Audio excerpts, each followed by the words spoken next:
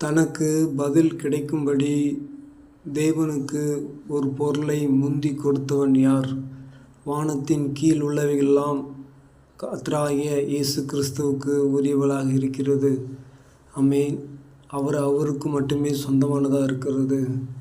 அருமையான சகோதர சகோதரிகளே, நம்முடைய கர்த்தராகிய இயேசு கிறிஸ்து நம்மிடத்தில் ஒரு காரியத்தை சொல்லுகிறார். என்னென்று சொன்னால், நாம் அநேக நேரங்களில் விண்ணப்பம் பண்ணுகிறோம், மன்றாட்டு செய்கிறோம், வேண்டுதல் செய்கிறோம்.